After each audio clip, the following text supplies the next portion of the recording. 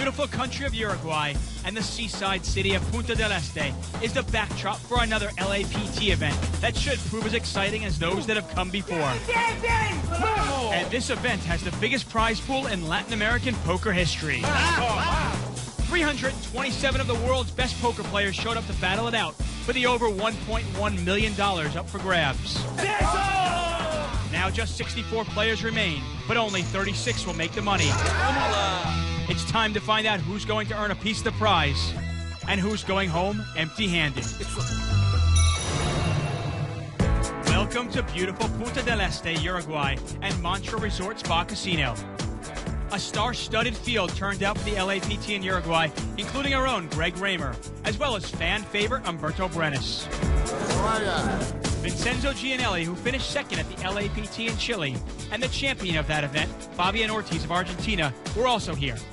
The players from the Mexico final table showed up in full force, including Victor Ramden, runner-up Helen Prager and her husband Josh, and the champion Rory Cox, all of whom have hit the rail, and now we're down to 64 players.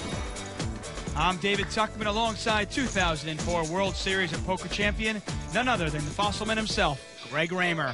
And now let's have Greg introduce us to some notable names left in the field. Well, all of the players are chasing this man, Canadian online pro Oliver Rowe, who's got the chip lead with 136,000. Rowe has to contend with the up-and-coming Mexican pro Angel Guillen, who is third in chips. 8 Uruguayans are still in it, and the one with the most chips is Mario Salvano with nearly 103,000. 4 players remain from the Mexico final table, including third-place finisher Pavel Naidenov of Bulgaria and the man we call Mr. LAPT, Alex Brenes. He's the third short stack at the moment, the reigning player of the year, has his work cut out for him if he wants to cash yet again. Thank you, Greg. There may be 64 players out there, but only 36 of them are going to make the money, and you can bet they all have that on their minds right now. Over to the feature table, where we find 2 of our 4 LAPT Mexico final table players, one of whom is Alex Brenes, who finished in 8th. The other, Leonardo Emperador, finished in 4th.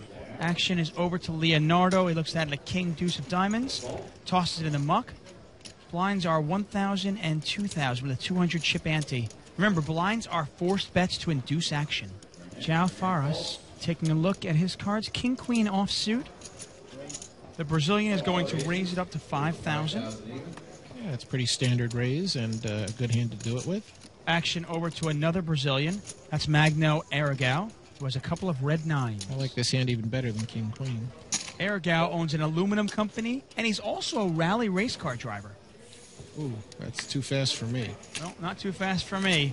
Either way, he's called here 5,000. You can see the percentages next to the players' names, indicating the probability that they're going to have the best hand at the river.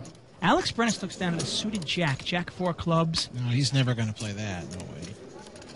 2 Brazilians to the flop. 10, 8, 8, couple of spades. Not a bad flop for Aragao. No, not at all. Only 1 overcard, and of all the 5 overcards to pocket 9s, this is the one you're least scared of. The ace would have been the one that scared him the most. Of course, Ferris doesn't have either of those, so that puts Aragao in a big lead. Ferris bets 8,000. Aragao calls. So I might have done a little more than call there, because this is such a vulnerable hand. Turn is the 3 of hearts. Aragao now an 88% favorite to win this hand. And Faris is going to keep firing away. He knows his king-queen is probably not the best hand. Ooh, did you see that negative shake of the head? That was a, I don't have it. I'm bluffing. That was a huge tell. Let's see if Aragao picked up on it. Well, it's 15,000 over to Aragao. Aragao doesn't believe him. He's going to move all in for just over 31,000. And it's 16,000 back to Faris. Well, he almost needs to call at this price. But I wonder if Aragao saw that tell, or if he just thought 9s is probably good, and, you know, just as a basic strategy position, I'm going to shove in. Well, Faris is going to fold. You can see the check mark next to Aragao's name. That means he has won the hand and the pot, and he is going to stack those chips. As Magno Aragao rakes in that nice pot, his countryman, João Faras, is left shaking his head. And that's how it goes when you're playing No Limit Texas Hold'em. Let's have our own Marianela Pereira take us through the rules of the game. Here are the rules for No Limit Texas Hold'em. Each player is first dealt 2 down cards. A round of betting then occurs as each player decides for the first time if they are in or they're out.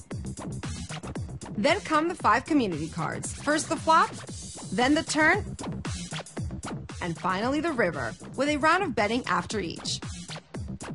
In the end, the best 5-card combination wins the hand and takes the pot. Here are the hand rankings.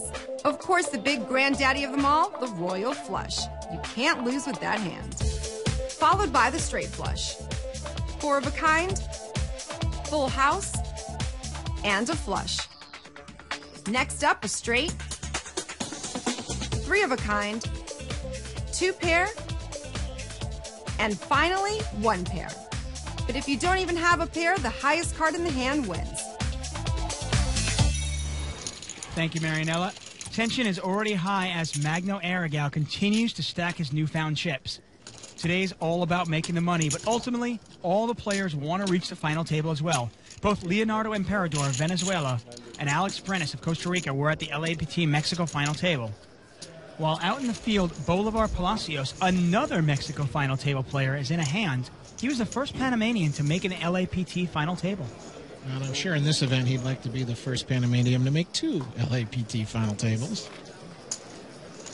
You want to, I'll show you. No. Want to? Kings. He's offering to show his kings. He's desperate to show those kings. His opponent doesn't want to see him, and he still shows them off. Well, Palacios adds some newfound chips to his stack. He finished 7th at the Mexico final table and hopes to go further here in Uruguay. Meanwhile, the 4th Mexico final table veteran Pavel Naidenov is all in and looking for some help. Naidenov all in here with Jack-4 offsuit, and he is against Brazilian Felipe Ivar's ace-queen of clubs. You can see from the percentages that Naidenov is in trouble. This must have been a pretty desperate situation for him to get it all in pre-flop with Jack-4. Well, he's hit the flop. 5-4 deuce, couple of clubs out there. Deuce of diamonds on the turn. Naidenov's got to dodge an ace, a queen, or a club. Or a 3. It's the 7 of clubs, and Naidenov's tournament is over. He is going to finish out of the money and well short of a second consecutive LAPT final table. It's a long, lonely walk out of the tournament room when you get eliminated, huh? It is, but I mean, when you're all in with Jack-4, you really don't expect anything else to happen. The Brazilian Felipe Ivar edged 20,000 chips to his stack, which is much more than fellow countryman Ricardo Neto has. He started the day as the shortest stack and now has just over 15,000 in chips. He's got his work cut out for him. He's at the same table with the chip leader, Oliver Rowe from Canada, who rakes in another pot and adds more chips to his ever-growing stack. And obviously a great spot to be in anytime you're the chip leader. And if he can hold out here and make the money, this will be his first live tournament cash. Well, across the room, a big pot is developing between 2 local Uruguayans. It's Sebastian Strada's tournament life on the line. He's all in against Mario Salvano. And Salvano deciding what to do. Yep, Strada has already pushed in. Salvano is trying to make up his mind. Well, Salvano decides to call this. He has the nut flush draw with the ace of hearts in his hand, but Strada has top pair, jack of clubs on the turn. Salvano is going to need a heart to win the pot or a king to tie. It's the 6 of hearts, and Mario Salvano, he wins the pot. You can see the check mark next to his name. That means he wins the pot and takes in the chips. Well, not only does Mario take down that pot, but he now takes over the chip lead from Oliver Rowe. Unfortunately for Sebastian Strada, he was able to cash in Chile, but he was not able to cash here. And with that elimination, Uruguayan businessman Mario Salvano has taken us even closer to the bubble. We are only 22 players away from cashing.